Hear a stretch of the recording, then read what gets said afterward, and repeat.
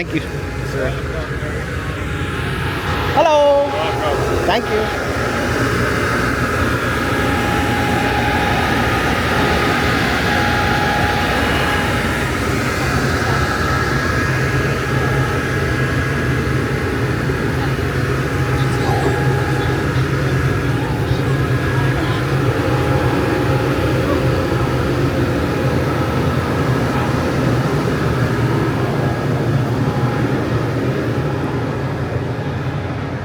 Hello.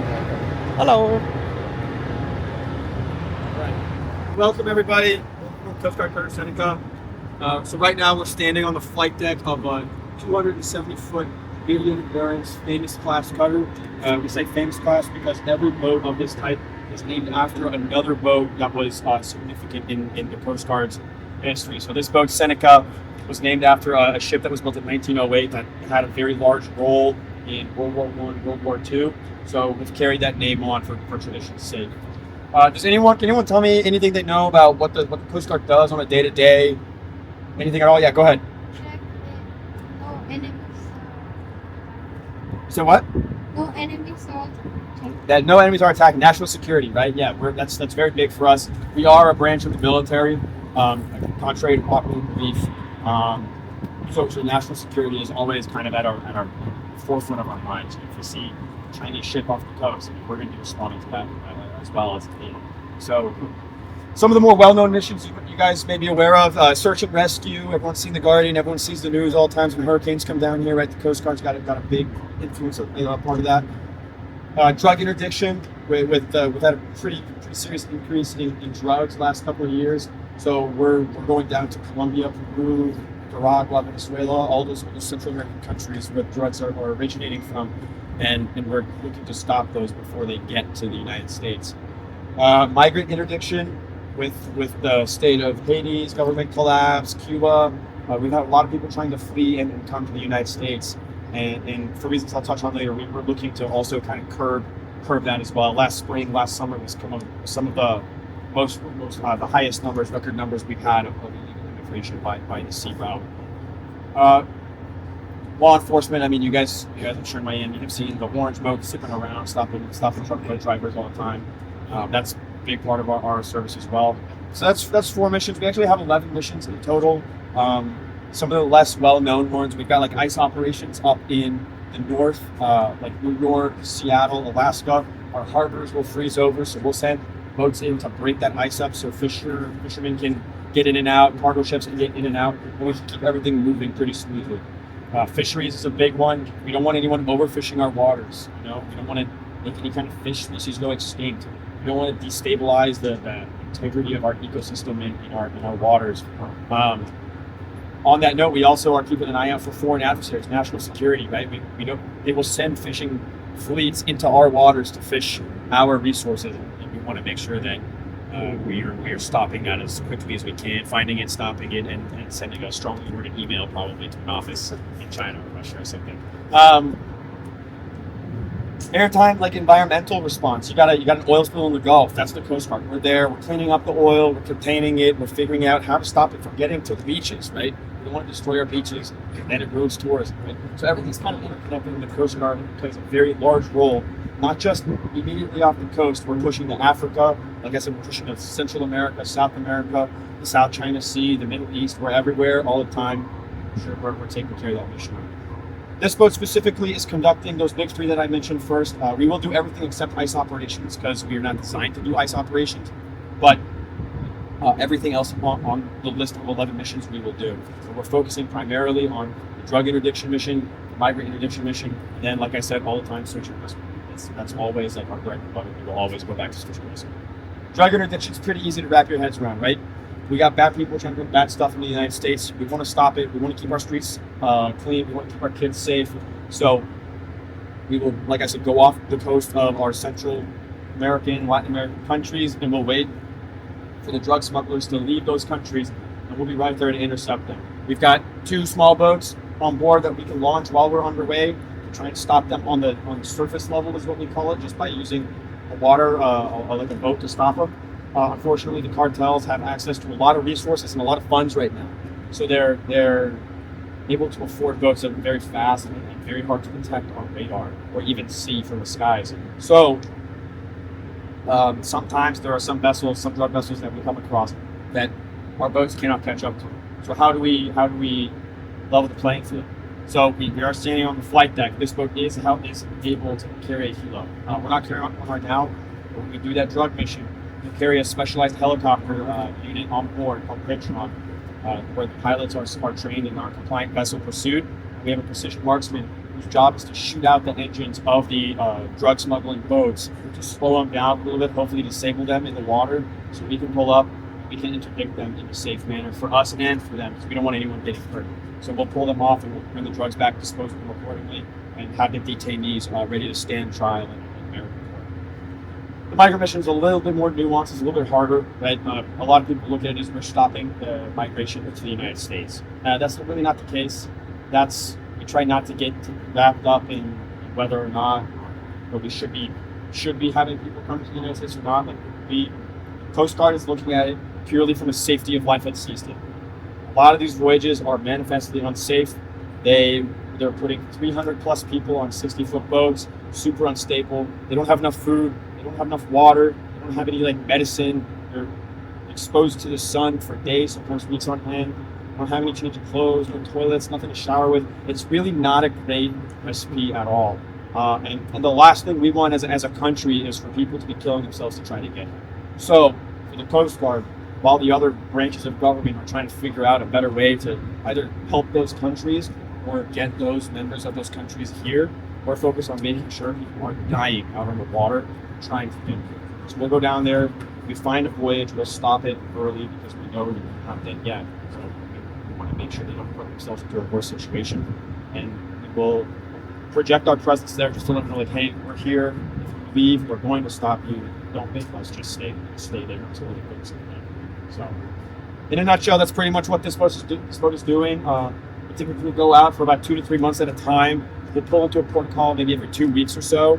On board, we've got about 100 people, 14 officers, 86 enlisted, and such a small crew. We're very much like a family. So, are there any questions about anything I've said or about the Coast Guard in general that I can answer before we get you all out of the heat, get you into some shade? Nothing? No. All right, guys. Well, thank you very much for coming. Follow Stephen Kirby. He'll take you up to the bridge. I hope you guys enjoy the rest of the tour. Thank you. Thanks, guys. Appreciate you. Have a good one. Thank you. Yeah, thank you. Yeah.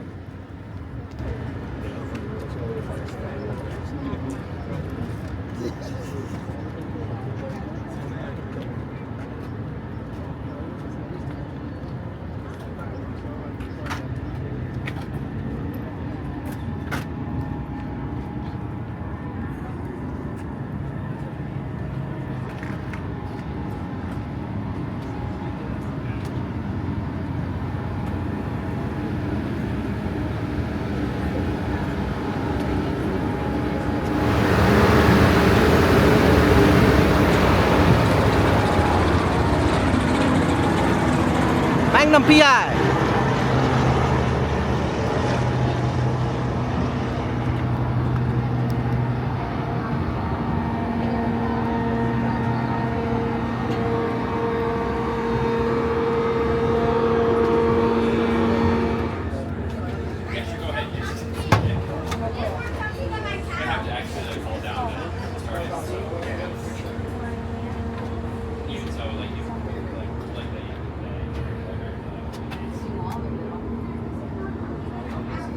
See if we can see in here.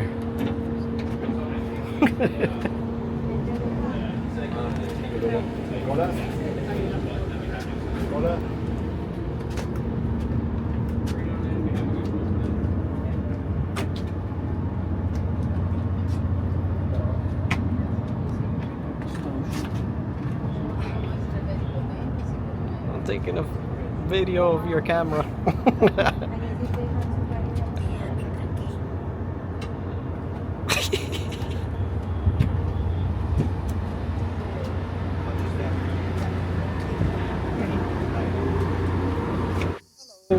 Watch your step going in.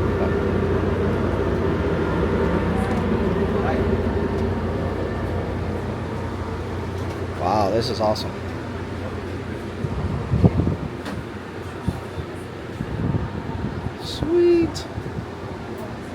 I got just about everybody in here. Good afternoon, everyone. My name is Snow. I am one of the temporary duty assigned officers here at Fort USCGC Seneca. I am an underway deck watch officer. So here on the bridge, we have 4 stations. We currently have the helm lookout. Currently, the helm is in control on the ship. They directly take control of it using the engine or telegraph, or the rudder controls on the bottom right-hand side of the console here. And you have the lookout that's going to be on the rails, which you guys are just on. You're out looking for other vessels or any other like small craft or any other big craft, but you're looking out for other contact from any contact. Then we have the boatswain's mate of the watch. They're in charge of all the structural fittings throughout the ship. They're in charge of all the scuttles, hatches, doors that need to be set during certain times of the day, or if we're going into a general quarter situation or general emergency. We also have the quartermaster of the watch. They're in charge of actually like the day-to-day operations, making pipes, logging everything that's going on off the bridge or what's going on above, and then they're also in charge of making pipes as well. And then you also have myself as the officer on deck. I'm in charge of all the other duty stations here, as well as the engine room, as well as anybody that's in like combat or CIC. So essentially, I have been entrusted by Captain in charge of all 100 lives aboard this boat. And at the age of 27, or not 27, 24. Sorry. I aged myself a little bit. Anywho, at 24, you can assume this is pretty stressful, but it's okay. I have been trained and I have had rigorous training, I have to say. Mostly hands-on, but we're good. Here we have our navigation systems. This is going to be completely electronic. Seneca was previously using a hybrid system of electronic and paper charts. We have since gone away with paper charts and we're just using that for emergency situations. So we completely rely on electronic charts, and we have 2 systems that we use. We have like the actual planning system over here, and then we actually have like the operational system that we use day to day. This is going to be set for more of like the actual like op area that I'm in, or like whatever I'm seeing. I have it hooked into both the monitors that you see on the port and starboard side, so that if I'm moving around the bridge, I can take a look at where I am, what I'm doing, what I'm in the box. And then on the starboard side, I have my radar systems and Ray Marine is mostly like a secondary system that we have for other like radar systems, and then also for a charting system now. It's more of a commercial system, but we use it as a backup. We also have our communication suite that we have, AAS, Merchant Marine Communications, that whole suite. And on deck, you guys already probably saw that we have the main cannon out there. It is an Italian manufactured 76mm cannon named Alla Malare. It shoots a 15-pound projectile at approximately 3,000 feet per second, and it has an auto-loading system that shoots 80 rounds per minute, and it is hydraulically functioned and has a water cooling jacket on it. Italian manufacturing, yes. We originally bought it from the Italians, and the Navy gave it to us as a air purpose. It's originally supposed to be an anti-aircraft cannon, but we've used it as a vehicle. Does anybody have any questions or something that's kind of weird they have any questions about? Go ahead. The big red button, Duke? Well, that's a giant emergency. So if there's somebody being shocked or anything like that, we can punch that button out. So anything forward of where that button is, we can actually like secure where that is. We actually have a handful of other buttons as well. There's one right above Captain's chair right there that we have, and then there's other switches around the boat that we have to disconnect electrical equipment. I want to say that. The what? The bat lamp. So that is a battery lantern. That is basically like a. You know how you have like a emergency like light around your school and stuff like that? It's basically the same thing. Some of these are detachable, but the ones on the bridge here are not. And Owen, do you have air conditioning? Air conditioning too? Air conditioning? Well, the fans are the Only 2 fans. That are going into the wind. So that's all we got. Down in the vestibule, unless you have any other questions, there could be air conditioning, and you can see how we live for day-to-day life. We use the bell for noon bells, which is kind of signifying like change watch for the day, and then also like just like the actual like day-to-day operations. Other than that, we use it as a alarm symbol or alarm signal for like things like toxic gas or if we're at anchor. Yeah. What is this?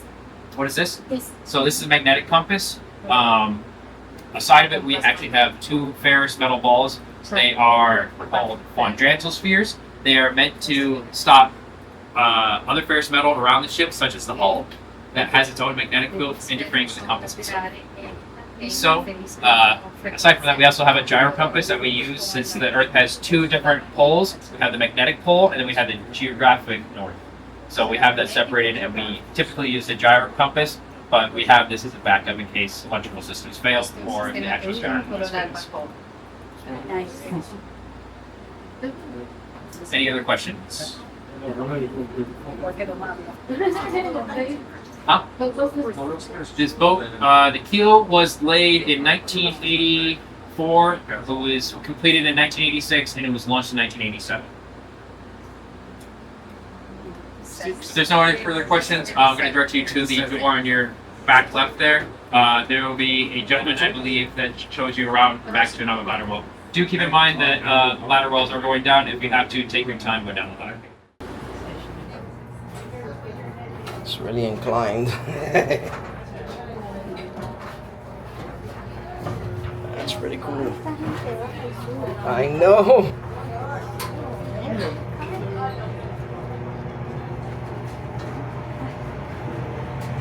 Hello. You guys don't go up and down these stairs really fast, right? Yeah, you gotta go up and down really fast. Oh yeah? Yeah. Oh wow. I bet you skip some steps, no? You're not supposed to. Oh. I might. Yeah. Hello, how are you? doing? Good, and yourself? I'm doing well. It's nice and cold down here. It is. I know. I got the You got the good job. got the right position.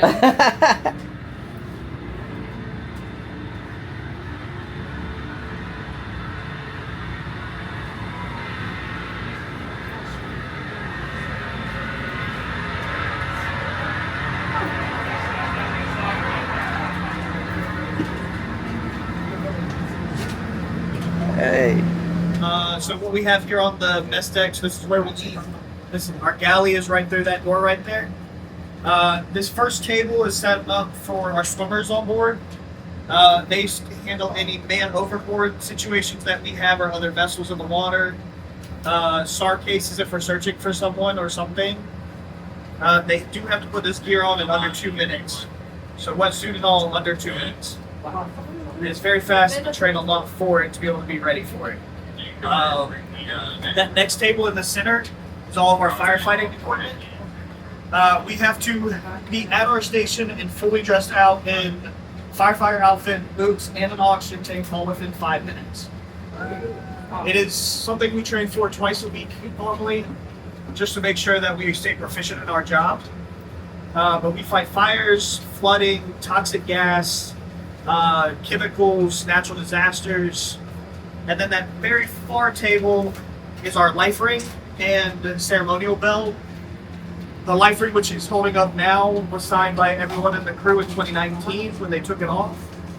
Those get passed around between hotels, countries. We have some up in Costa Rica in some of the hotels that they've asked for them. Same as well, Peru. Ceremonial bell, used for a couple different events and situations. One being our permanent cutterman ceremony. It is after 5 years of being in service underway. You can qualify for a cutterman's bid. It's a very significant moment for any sailor. As well as babies that are born from members on board the cutter, they can get baptized in that bell, as well as get your name on the bell. And when the boat is decommissioned, whoever's name was last on that bell will get the bell and a plaque that they get a key. Any questions about this stuff? Anything you guys want to know about the Coast Guard? What is your schedule to eat? At what time you have breakfast? What is your So our day-to-day, we eat breakfast in the morning around 6:45. Our day starts at 8. We have watches when we're underway, so we all man our different stations throughout the day. Lunch is 11 to 12, and then we have dinner in the evening. depending on operations, that can change. Any other questions? Physical training other than air, like physical shape. So we do have a gym on board. Most of us work out throughout the day, whenever we can. Do have thorough PT tests every 6 months. So we try to keep up the best we can. Anything else? All right.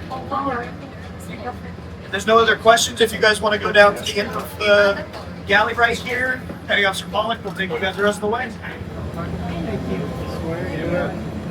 Thank you. Thank you.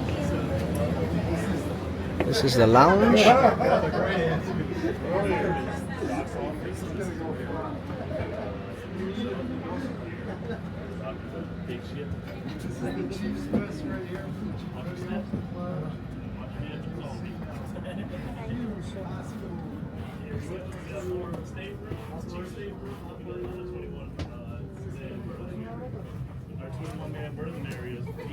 This is the hospital, clinic.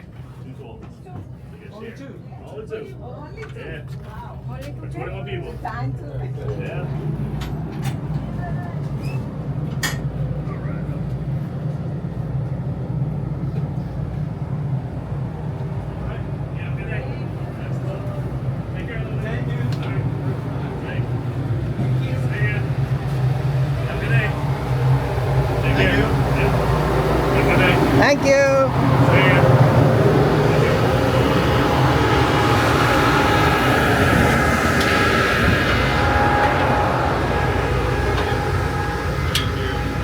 Have a good one. Thanks for coming. Hey, thanks. Thank you. Thank you.